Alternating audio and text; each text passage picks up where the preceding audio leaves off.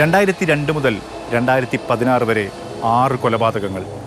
ഈ കൊലപാതകങ്ങൾക്ക് ജോളി പദ്ധതി തയ്യാറാക്കിയത് കൂടത്തായിലെ ഈ പൊന്നാമറ്റം തറവാട്ടിൽ വെച്ചു.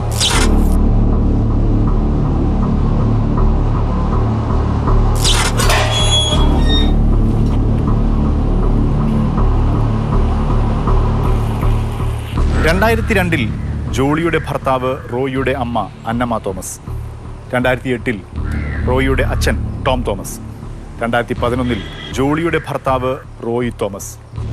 പൊന്നാമറ്റം തറവാട്ടിൽ നടന്ന ആദ്യത്തെ 3 കൊലപാതകങ്ങൾ. ഇവർ 3 പേരും മരിച്ചു വീണത് ഈ വീട്ടിനകത്ത് വെച്ചാണ്.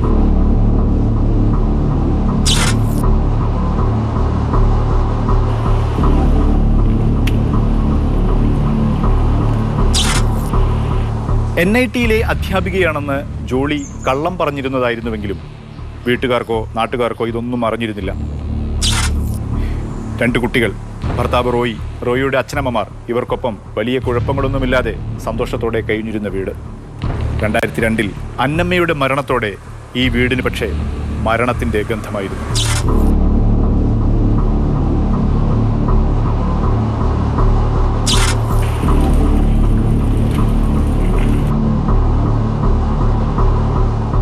റോയിയുടെ ശരീരത്തിൽ സയനൈഡിൻ്റെ അംശങ്ങളുണ്ടെന്ന് പോസ്റ്റ്മോർട്ടം റിപ്പോർട്ടിൽ വ്യക്തമായി.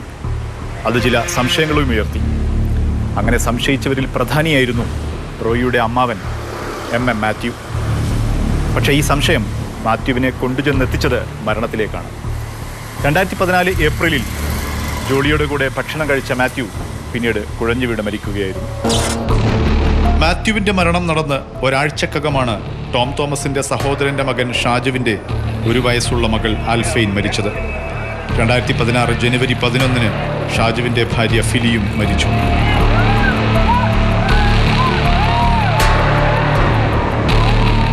അതിലെ ഏറ്റവും പിഞ്ച കുഞ്ഞിനെ കൊന്നില്ല, സഹിക്കാൻ പറ്റാത്ത. 1 വയസ്സായിട്ടേ ഉള്ളൂ. സ്വത്ത് പൂർണ്ണമായും തട്ടിയെടുക്കാൻ ജോളി നടത്തിയ നീക്കങ്ങളാണ് ടോം തോമസിന്റെ മകൻ റോജോയ്ക്ക് സംശയമുണ്ടാക്കിയത്. നിഗൂഢമായ കൊലപാതക പരമ്പരയിലേക്ക് വെളിച്ചം വീശിയതും ഈ സംശയമാണ്.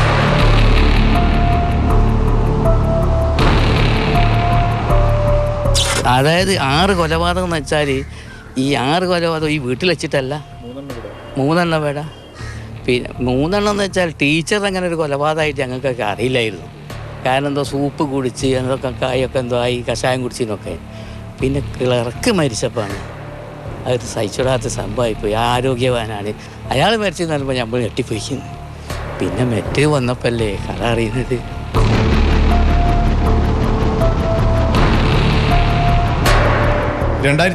ൽ ജോളിയുടെ അറസ്റ്റോടെ ഏറെക്കാലം പൊന്നാമറ്റം വീട് പൂട്ടിയിട്ടിരിക്കുകയായിരുന്നു. നടുക്കുന്ന ഓർമ്മകളിൽ നിന്ന് മോചനം നേടാനുള്ള ശ്രമത്തിലാണ് ഇപ്പോൾ ഈ വീട്. അടുത്തിടെ വീട് വൃത്തിയാക്കി പെയിന്റ് അടിച്ചു. ടോം തോമസിന്റെ മക്കളായ റോജോയും റഞ്ജുവും ഇടയ്ക്കിടെ വീട്ടിൽ വന്ന് താമസിക്കുന്നു. വീടൊക്കെ നന്നാക്കി ക്ലിയറാക്കി വൃത്തിയാക്കി അങ്ങനെ ഒരു വീടായി വന്നിട്ടുണ്ട്. അപ്പോൾ ഒരു വരിയും പോകുകയൊക്കെ ചെയ്യുന്നുണ്ട്. മക്കളെല്ലാം വരിയും പോവുകയും ചെയ്യും. ഞാൻ റോജാണെങ്കിലും അങ്ങനെ വരാൻ അങ്ങനെ സാധിക്കാമല്ലോ. അവന് ദൂരത്തല്ലേ, അവനങ്ങനെ പെട്ടെന്ന് വരാൻ കഴിയൂലേ. വരുന്ന സ്ഥലങ്ങൾ പോവുകയും വരികയും അങ്ങോട്ടും ഇങ്ങോട്ടൊക്കെ വിൽക്കുകയും പറയും. സമ്പർക്കമൊക്കെ സന്തോഷമൊക്കെ തന്നെ. പണ്ട് റോസ് പെയിൻ്റ് ആയിരുന്നു, ഇപ്പോൾ വൈറ്റ് പെയിൻ്റാണ്. അവരെ ഫാമിലി ഇപ്പോൾ അവിടെ താമസമുണ്ട്. അതുപോലെ വെക്കേഷൻ ടൈം അവരെ സമയങ്ങളിൽ ഇവിടെ വന്ന് താമസിക്കുന്നുണ്ട്. മൊത്തം റീപ്ലേസ് ചെയ്ത് വീടിൻ്റെ എന്താ പറയുക, കിണർ, ബാക്കി സംഭവങ്ങൾ, ടോയ്ലറ്റ് അടക്കമുള്ള സംഭവങ്ങളൊക്കെ മൊത്തം റീപ്ലേസ് ചെയ്ത് മൊത്തം എന്താ പറയുക ന്യൂ ആക്കി, എല്ലാ രീതിയിലും മാറ്റി. ഇപ്പോൾ ഈ ഞായറാഴ്ചകളിലൊക്കെ പുറത്തുനിന്നുള്ള ആളുകൾ വരും. ആളുകൾ വന്നിട്ട് എന്തോ ഒരു സംഭവം കാണാൻ വരുമ്പോൾ വന്ന് ഫോട്ടോ എടുക്കാൻ നോക്കുമ്പോൾ കൺഫ്യൂഷനാണ്, വീട് തന്നെ ആണോ, കളറ് മാറിയും കൊണ്ട്.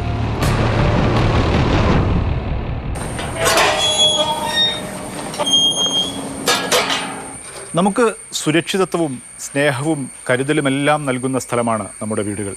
പക്ഷേ അത്തരമൊരു വീട്ടിൽ നിന്ന് കഴിച്ച ഭക്ഷണമാണ് കൊലച്ചോറായി മാറിയത്.